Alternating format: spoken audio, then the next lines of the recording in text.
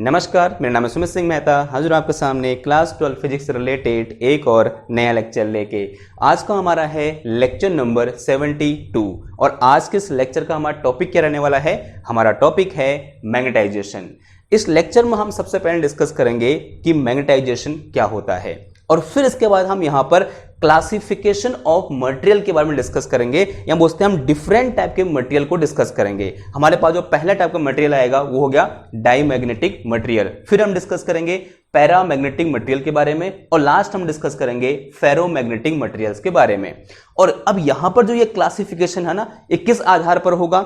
ये क्लासिफिकेशन इस आधार पर होगा कि जब मैं किसी एक मटेरियल को एक्सटर्नल मैग्नेटिक फील्ड में रखता हूं तो वो किस तरह से रिएक्ट करता है, इसके बेसिस पर हम क्या करेंगे, मटेरियल को तीन तरह से क्लासिफाई करेंगे। पहला मटेरियल क्या होगा मेरे पास? डाईमैग्नेटिक मटेरियल, फिर होगा क्या? पैरामैग्नेटिक मटेरियल, फिर होगा क्या?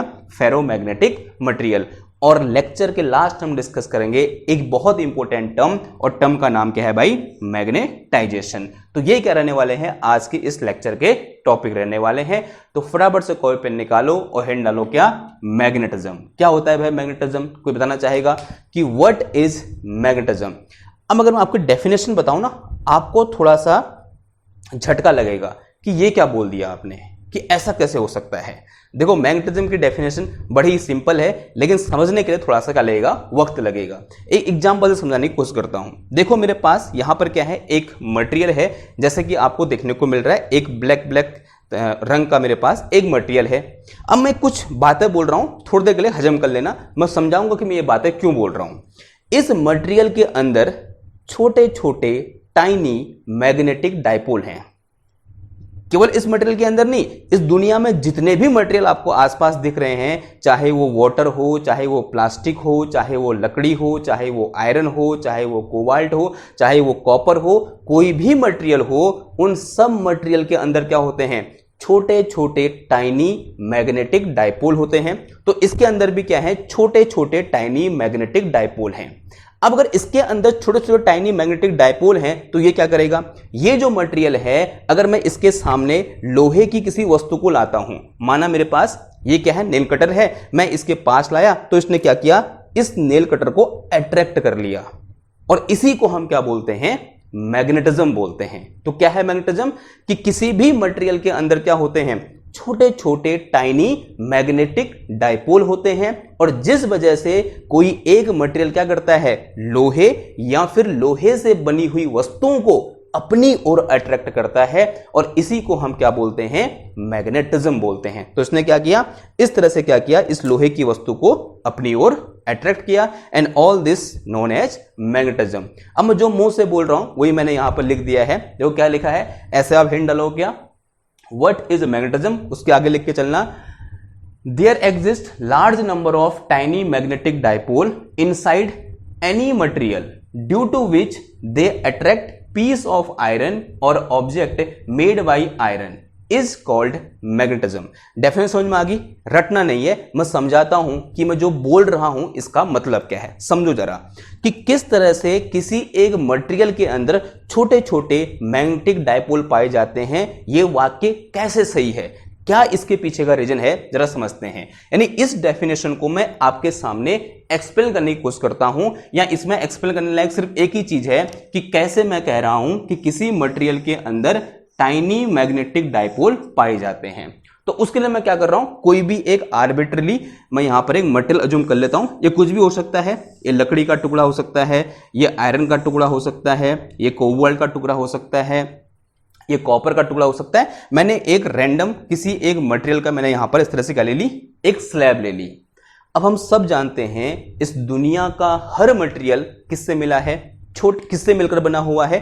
छोटे छोटे छोटे छोटे मॉलिक्यूल से मिलकर बना हुआ है। अगर मैं थोड़ा सा और अंदर जाऊं तो मैं पाऊंगा वो जो छोटे छोटे मॉलिक्यूल है ना, वो भी किससे मिलकर बने हुए हैं? छोटे छोटे टाइनी एटम से मिलकर बने हुए हैं। यानी इसके अंदर, इस मटेरियल के अंदर या इस मटेरियल की स्लैब के अंदर छोटे छोटे क्या है? इस तरह से ये एटम है। मैं सारे एटम नहीं बना रहा हूं, मैं कुछ एटम यहां पर बना रहा हूं, ठीक है। तो ये क्या है? इसके अंदर टाइनी बहुत छोटे छोटे क्या है? एटम है, या बहुत छोटे छोटे पार्टिकल हैं, जिनको हम क्या बोलते हैं भाई? एटम बोलते हैं। मैं यहां से एक एटम को बाहर निकाल रहा हूं और थोड़ा सा उस एटम के बारे में जानने की कोशिश करता हूं कि यहां उस एटम को इन्वेस्टिगेट करने की कोशिश कर रहा हूं। मैंने यहां से क्या किया, एक एटम को ऐसे बाहर निकाला और उसको जूम किया। क्या किया मैंने, जूम किया। और जैसे ही मैं किसी एटम को जूम करता हूं मैं ये पाता हूं कि एटम शेप में कैसा होता है, एक स्फेरिकल होता है। तो ऑब्वियस सी बात है, बहुत पुरानी बातें हैं, हम सब ये जानते हैं। लेकिन उससे भी इंपॉर्टेंट बात क्या है कि एटम के सेंटर में क्या होता है, एक इस तरह से न्यूक्लियस होता है और जो इलेक्ट्रॉन होते हैं वो उस न्यूक्लियस के चारों ओर एक सर्कुलर ऑर्बिट में रिवॉल्व करते हैं। हम एक आइडियल केस मान के चल रहे हैं कि जो ऑर्बिट है वो कैसा है, सर्कुलर है। तो इस तरह से क्या कर रहा है, माना ये एक इलेक्ट्रॉन मैंने मान लिया, वैसे तो बहुत सारे इलेक्ट्रॉन होंगे लेकिन मैं एक इलेक्ट्रॉन अज्यूम करके चल रहा हूं कि इलेक्ट्रॉन क्या कर रहा है, इसके चारों ओर एक सर्कुलर ऑर्बिट में रिवॉल्व कर रहा है। और जो ये न्यूक्लियस है कहाँ है भाई, इसके सेंटर पर है। ये बात समझ में आई आपको। तो ये मेरे पास क्या है, यहाँ पर एक छोटा सा इलेक्ट्रॉन है और ये हमारा क्या है, यहाँ पर न्यूक्लियस है। ओके, अगर इतनी बात आपको समझ में आ गई, अब ये इलेक्ट्रॉन क्या कर रहा है, इस तरह से यहाँ पर रिवॉल्व कर रहा है। अब कोई जानता है कि इस इलेक्ट्रॉन की वेलोसिटी कितनी होगी? कोई छोटी मोटी वेलोसिटी नहीं होती है, बहुत हाई वेलोसिटी होती है।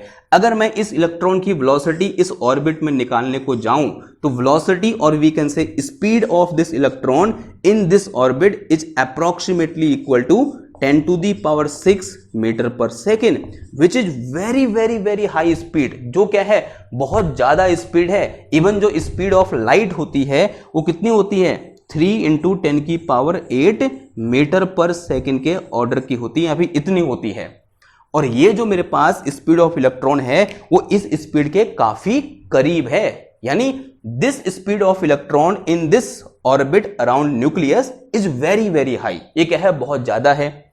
अब अगर मैं आपसे पूछूं, बताओ भाई, ये जो इलेक्ट्रॉन जिस ऑर्बिट में रिवॉल्व कर रहा है उस ऑर्बिट का सरकमफ्रेंस क्या होगा?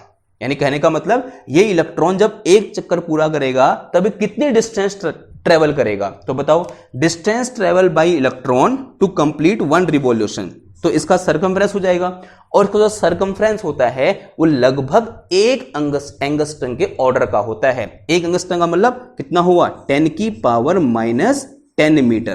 तो ये क्या है मेरे पास, distance travel by this electron to complete 1 revolution. और जो v है वो क्या है, स्पीड ऑफ इलेक्ट्रॉन कितनी है मेरे पास, 10⁻6।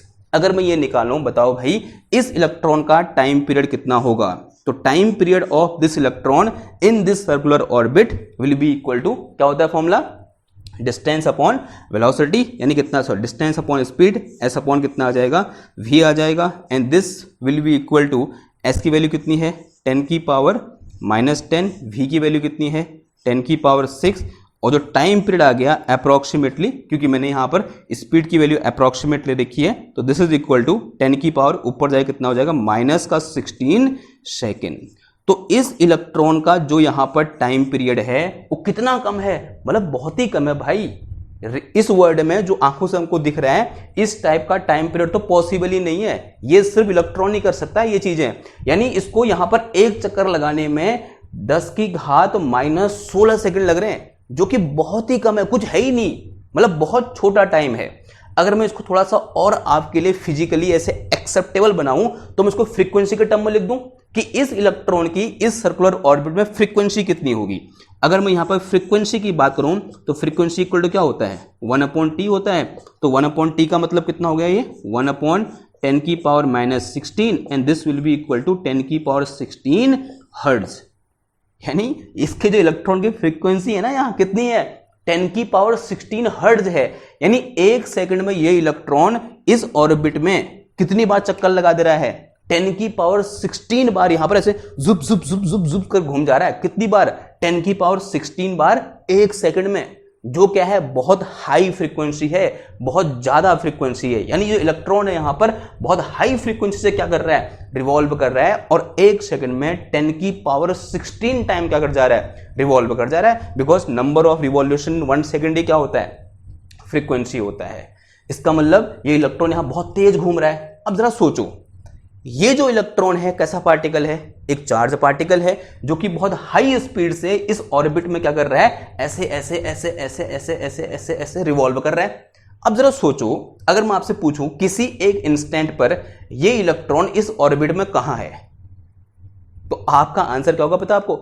सभी जगह है। क्यों बोलोगे ऐसा? एग्जाम्पल देते हैं सीलिंग फैन का, जो हमारे छत में पंखा लगा होता है उसका एग्जाम्पल लेते हैं। जैसे आप उसका बटन ऑन करते हो और 5 की स्पीड में चलाते हो, आपको एक भी पंखा नहीं दिखता। और वो पंखा कितने, उसकी फ्रीक्वेंसी क्या होती होगी? अप्रोक्सीमेटली 10 रिवॉल्यूशन पर सेकंड या उससे 5 रिवॉल्यूशन पर सेकंड, अधिक से अधिक बहुत तेज वाला अच्छा वाला पंखा है तो। और उतना आराम से वो घूम रहा है, सिर्फ 5 रिवॉल्यूशन पर सेकंड है और आपको एक भी पंखा नहीं दिखाई दे रहा है, खाली एक पूरा ऐसे का दिखाई दे रहा है, ऐसे सर्कल एक डिस्क टाइप की दिखाई दे रही है। ऐसा होता है। अब इसकी वो देखो, इसकी फ्रीक्वेंसी देखो 10 की पावर 16 हर्ट्ज, और देखो ये डिस्टेंस कितनी छोटी है, 10 की पावर -15 मीटर। यानी हमको ऐसा लगेगा कि ये इलेक्ट्रॉन किसी एक टाइम पर यहां पर भी है, यहां पर भी है, यहां पर भी है, यहां पर भी है, यहां पर भी है, यहां पर भी है, जो क्या कर रहा है, ऐसे करके मूव कर रहा है। यानी मुझे ऐसा लगेगा कि यहां पर एक यूनिफॉर्म चार्ज ऐसे मूव कर रहा है, यूं करके जुप जुप जुप जुप जुप जुप। अगर एक ऐसे यूनिफॉर्म चार्ज यहां पर मूव कर रहा है, ऐसा मेरे को फील होगा। अगर चार्ज मूव कर रहा है तो moving charge it act like a current carrying loop.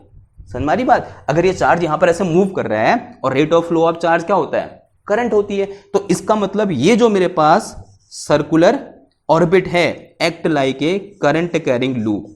यहीं से कहानी शुरू होती है। This act like a current carrying loop.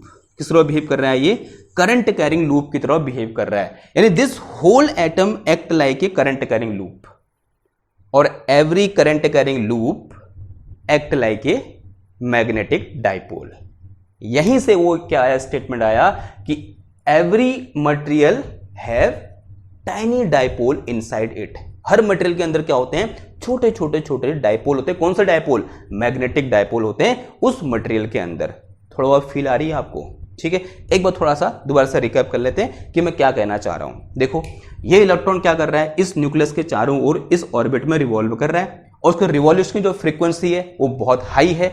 यानी यहां पर क्या है, एक ऐसा हम अज्यूम कर सकते हैं कि एक यूनिफॉर्म चार्ज क्या कर रहा है, यहां पर इस तरह से रिवॉल्व कर रहा है। ठीक है, ये एक अजम्पशन है कि यूनिफॉर्म, ऐसे डिस्क्रीट चार्ज है क्योंकि यहां पर इलेक्ट्रॉन है, लेकिन ऐसा अज्यूम कर सकते हैं कि यहां पर एक यूनिफॉर्म चार्ज क्या कर रहा है, चार्ज डेंसिटी इस तरह से क्या कर रही है, रिवॉल्व कर रही है। यानी यहां पर अगर चार्ज ऐसे मूव कर रहा है तो moving charge current, moving charge को क्या बोलते हैं हम? करंट बोलते हैं, because rate of flow of charge is known as current. तो ये क्या हो जाएगा? This orbit act like a current carrying loop. अगर ये ऑर्बिट एक करंट कैरिंग लूप की तरह बिहेव कर रहा है, and every current carrying loop act like a magnetic dipole. तो ये मेरे पास जो करंट कैरिंग लूप होगी, यही क्या होगी मेरे पास? मैग्नेटिक डाइपोल होगी। तो यहां से मैं एक कमेंट कर सकता हूं कि जितने भी एटम होते हैं, जितने भी एटम होते हैं वो मैग्नेटिक डाइपोल होते हैं। क्या होते हैं? मैग्नेटिक डाइपोल होते हैं। ये बात समझ में आ रही है आपको? क्लियर है ये बात? अगर जितने भी एटम हैं वो सब मैग्नेटिक डाइपोल हैं, तो इसके अंदर जितने भी एटम हैं वो सब क्या हैं? मैग्नेटिक डाइपोल हैं। अब जो मैग्नेटिक डाइपोल है उसे दिखाने का तरीका कैसा होता है? ऐसे दिखाते हैं हम एक लाइन से, ठीक है, ऐसे, या बोलते हैं एक ऐसे वेक्टर से दिखा देंगे। This is representation of magnetic dipole. और ये जो मेरे पास एरो है किसको दिखा रहा है? उस डाइपोल के मैग्नेटिक डाइपोल मोमेंट को दिखा रहा है। ठीक है, ये बात समझ में आई?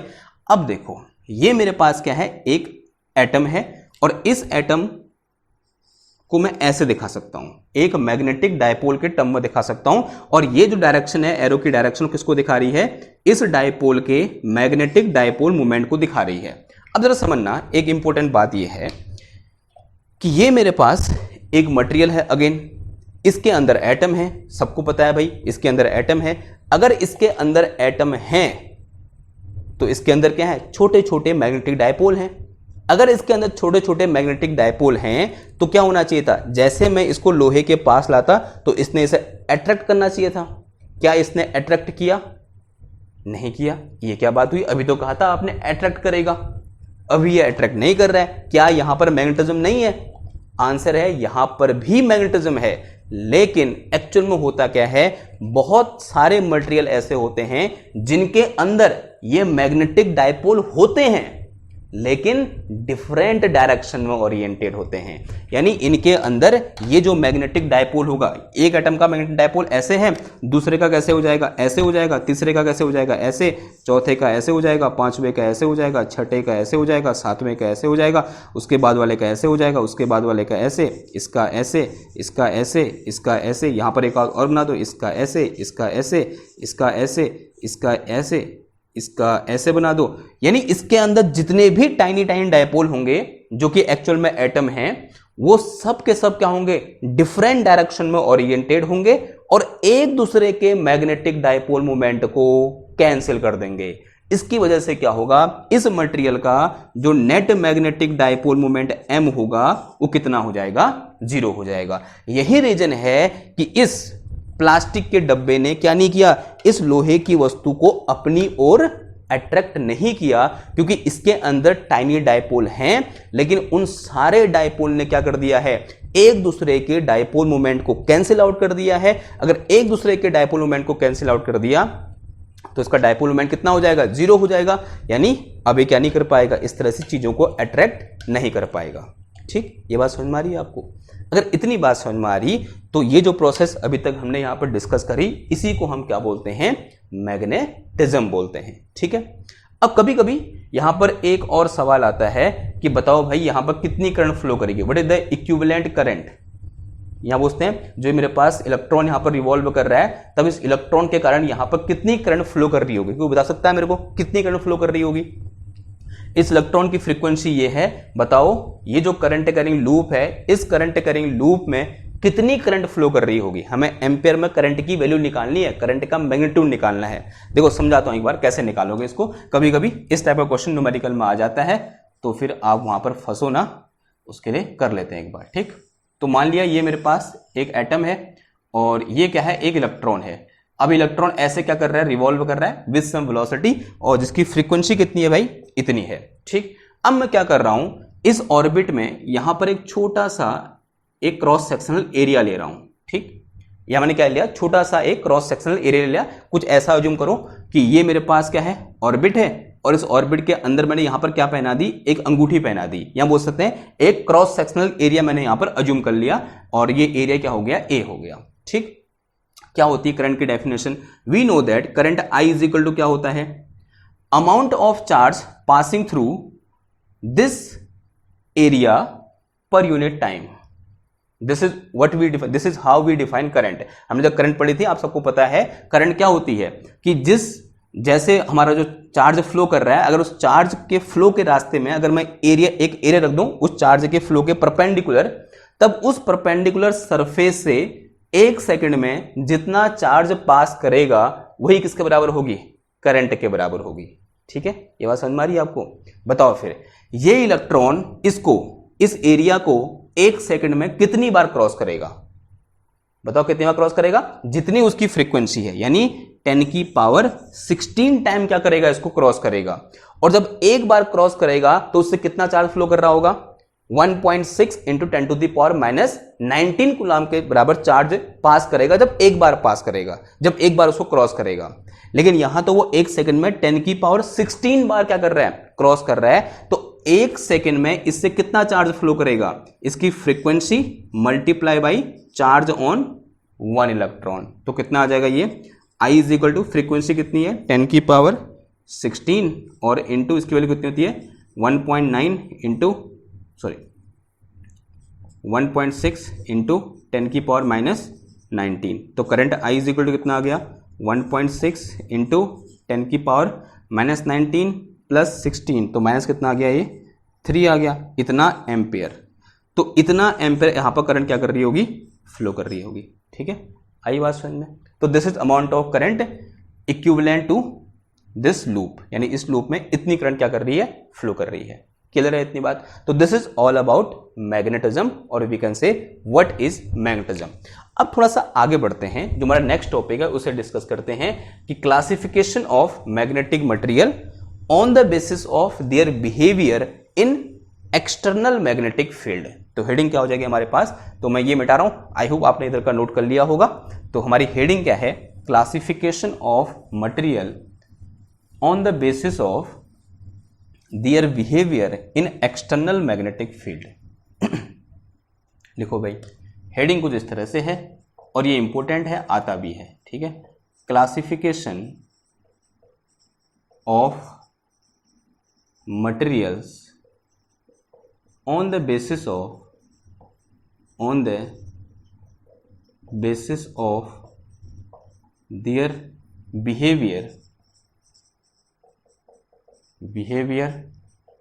in external magnetic field, external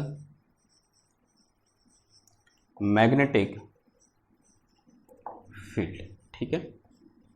okay, तो समझते हैं कि किस तरह से हम क्या करेंगे, मटेरियल को क्लासिफाई करेंगे।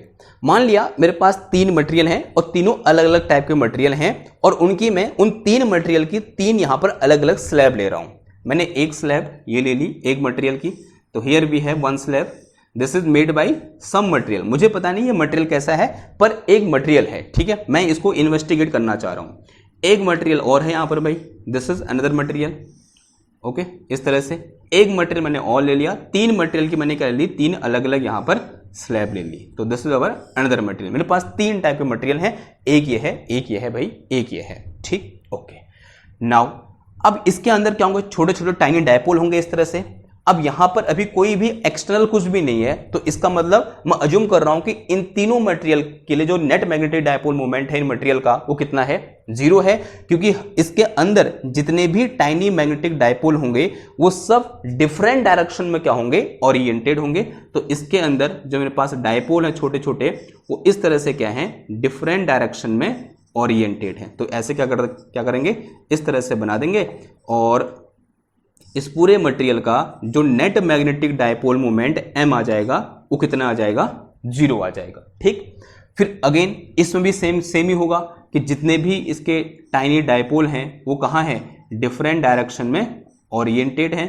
कुछ इस तरह से बना दो, तो यूं करके क्या है, डिफरेंट डायरेक्शन में यहां पर ओरिएंटेशन हमें देखने को मिल रहा है। और हर डायपोल क्या करेगा, अपने मतलब दूसरे डायपोल के मैग्नेटिक डायपोल मोमेंट को कैंसिल करेगा और नेट डायपोल मोमेंट कितना हो जाएगा, 0 हो जाएगा। सेम चीज यहां पर भी होगी।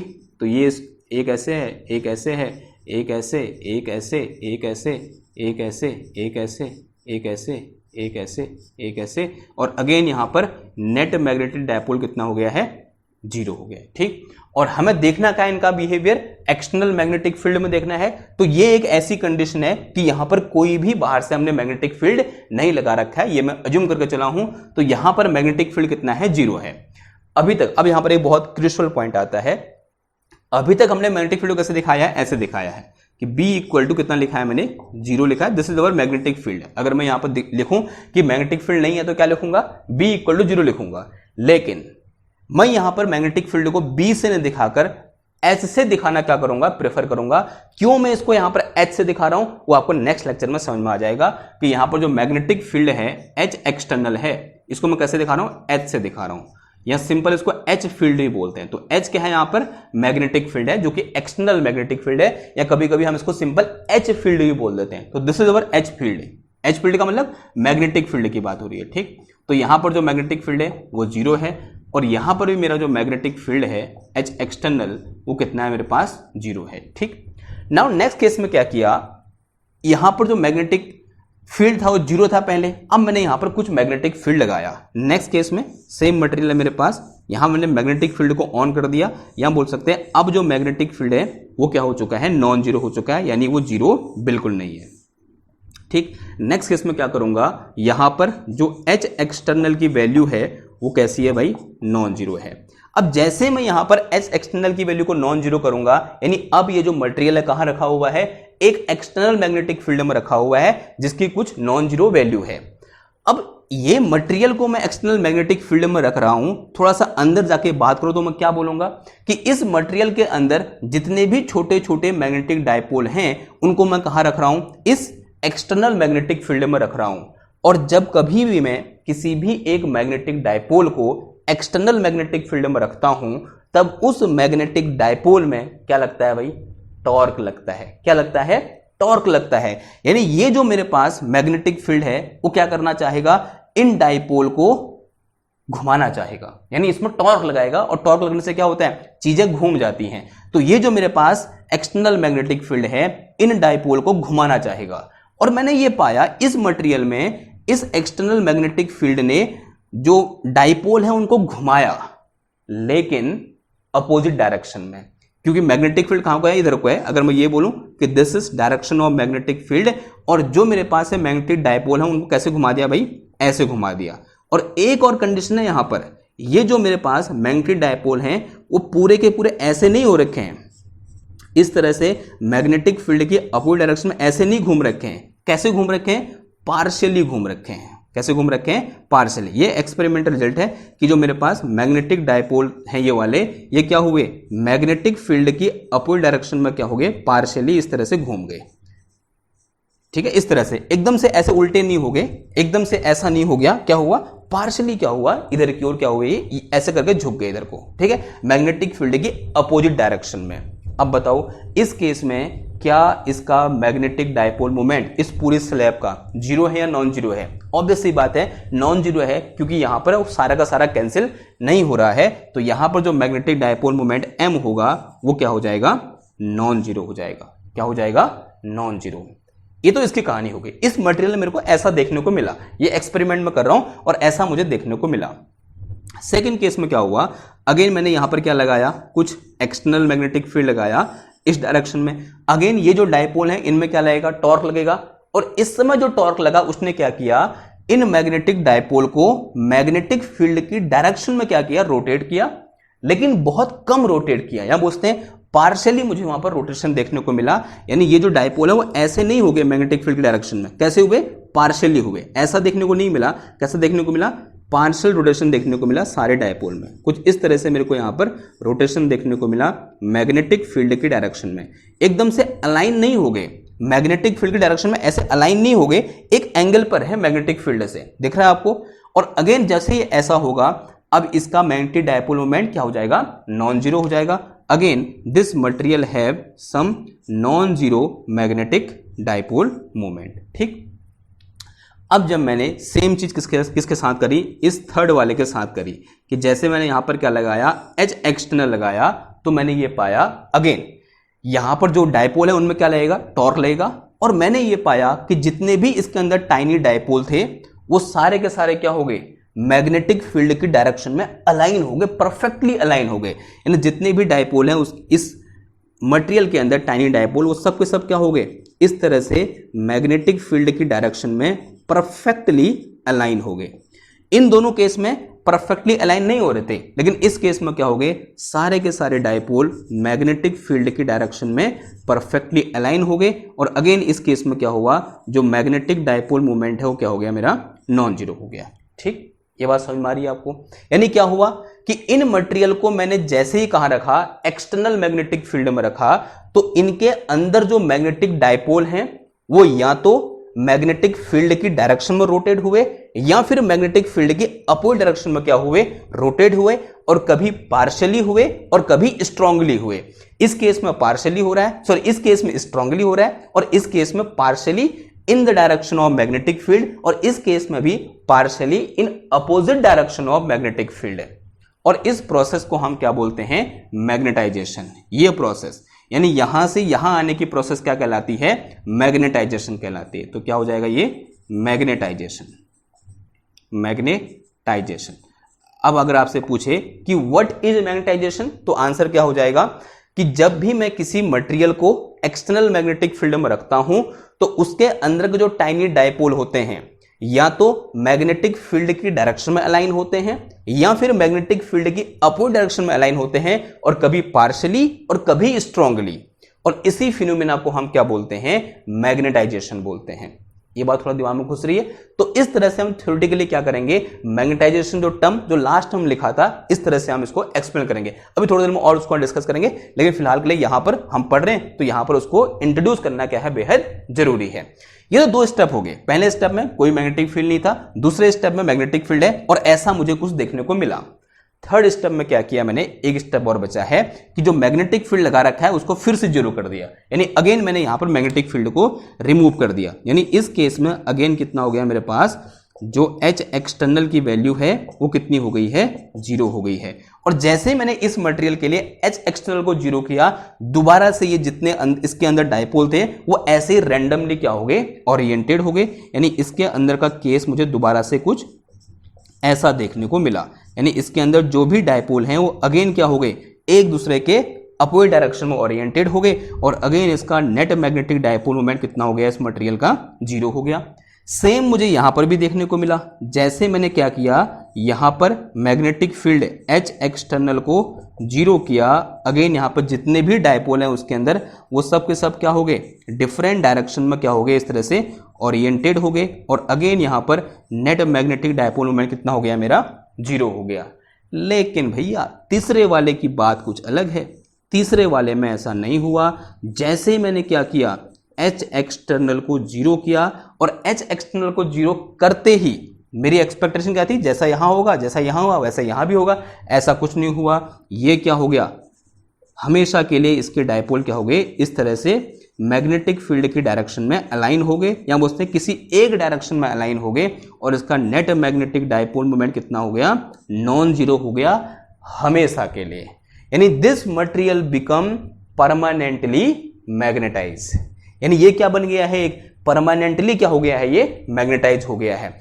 इनका मैग्नेटाइजेशन दोबारा से क्या हो गया था, कैंसिल। लेकिन ये क्या हो गया है, परमानेंटली मैग्नेटाइज हो गया है। या बोल सकते हैं ये वाला मटेरियल क्या बन गया है, एक परमानेंट मैग्नेट बन गया है। ठीक है, अब इस कैरेक्टर के आधार पर मैं इनको नाम देता हूं।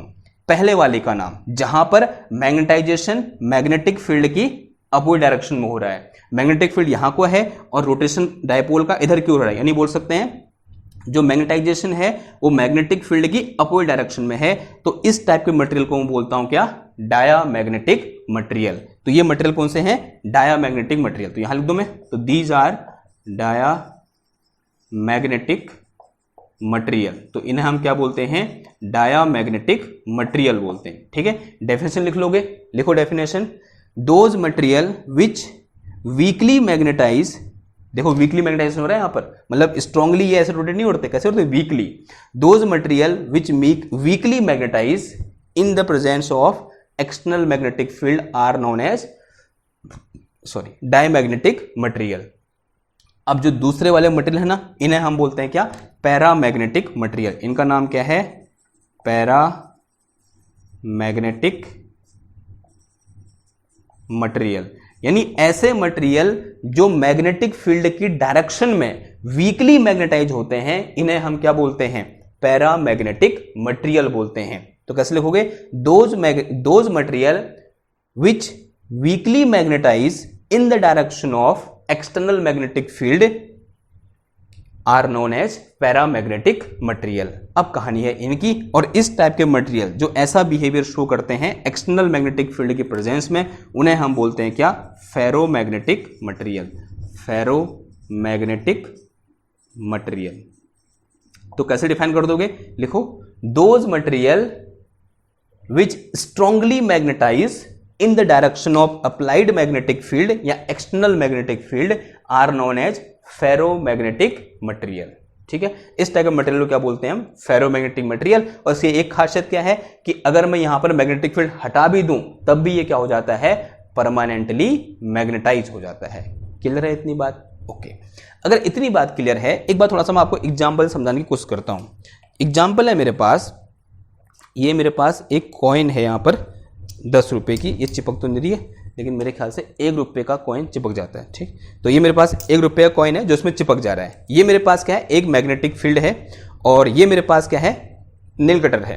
क्या नेल कटर जब आप दुकान से लाते हो क्या वो चिपक जाता है लोहे की वस्तुओं से, नहीं चिपकता ना। लेकिन मैंने क्या किया, इस नेल कटर को इस एक्सटर्नल मैग्नेटिक फील्ड की प्रेजेंस में रखा। ये परमानेंट मैग्नेट है, ठीक है, यानी ये किस मटेरियल का बना होगा, एक फेरोमैग्नेटिक मटेरियल का बना होगा। ठीक है, इस मटेरियल का, because it is a permanent magnet. अब मैंने क्या किया, इसको इसके साथ रखा थोड़ी देर के लिए इस तरह से।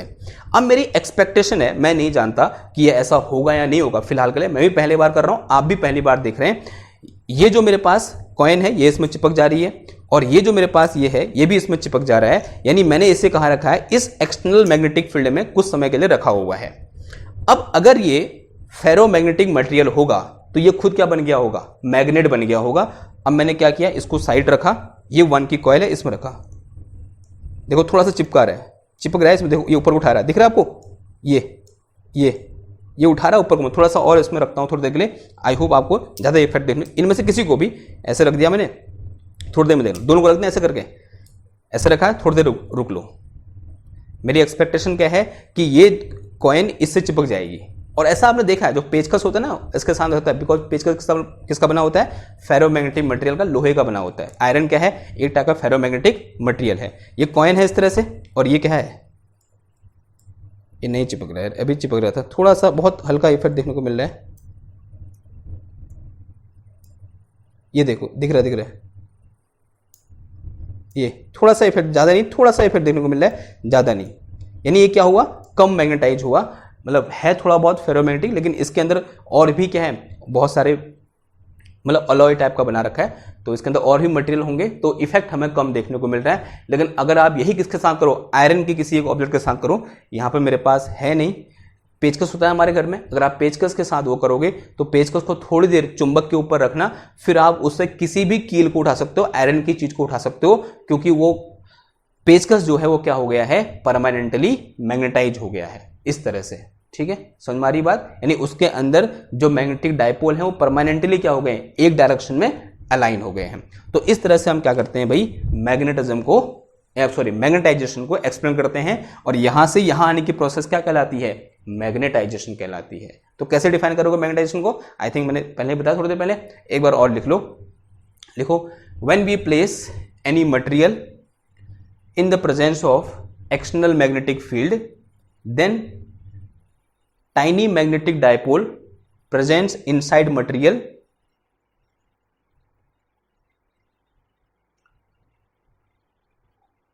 rotate in the direction of magnetic field or in opposite direction of magnetic field.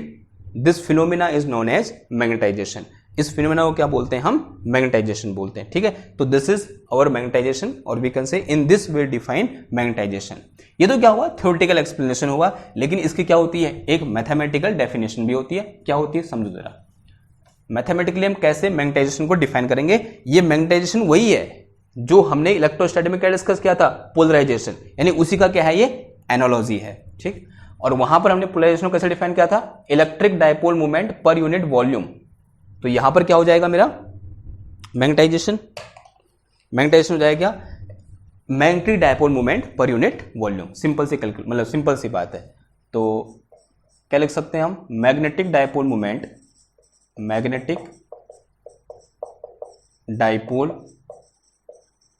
Movement per unit volume, per unit volume, यानी magnetisation M, capital M will be equal to कितना आ जाएगा, magnetic dipole movement per unit volume, and it is vector quantity. कैसी quantity होती है भाई, vector quantity होती है। तो कैपिटल M इक्वल टू कितना आ गया, स्मॉल m अपॉन कितना आ गया, v आ गया। अगर मैं आपसे बोलूं इसकी यूनिट क्या हो जाएगी, इसकी यूनिट हो जाएगी क्या, ये मैग्नेटिक डायपोल मूवमेंट है, इसकी क्या होती है, एम्पियर मीटर स्क्वायर अपॉन कितना आ जाएगा, मीटर की पावर 3, इससे कट गया तो कितना आ गया, ये एम्पियर पर मीटर आ गया। अगर मैं किसकी बात करूँ, डायमेंशन फॉर्मूला की बात करूँ, तो डायमेंशन फॉर्मूला मैग्नेटाइजेशन कितना हो जाएगा, करंट की तो A होती है और ये मीटर है तो कितना आ जाएगा, L-1, तो A L-1। तो this is dimension formula of magnetisation. ठीक है, तो this is all about magnetism, magnetisation, ferromagnetic material, diamagnetic material and paramagnetic material, and it is just introduction of these 3 type of material. इनकी बहुत सारी properties होती हैं और डिफरेंट टाइप के एग्जाम्पल होते हैं, वो हम क्या करेंगे आने वाले लेक्चर में डिस्कस करेंगे। ठीक है, और ये क्या था, आज का हमारा लेक्चर था। आई होप आपको पसंद आया होगा, पूरी मेहनत से लेक्चर बनाया गया है, और अगर आपको पसंद आया तो उसको लाइक करो, शेयर करो, सब्सक्राइब करो। मैं मिलता हूँ आपसे नेक्स्ट क्लास में एक और नए टॉपिक के साथ, तब तक थैंक यू, धन्यवाद, बाय बाय।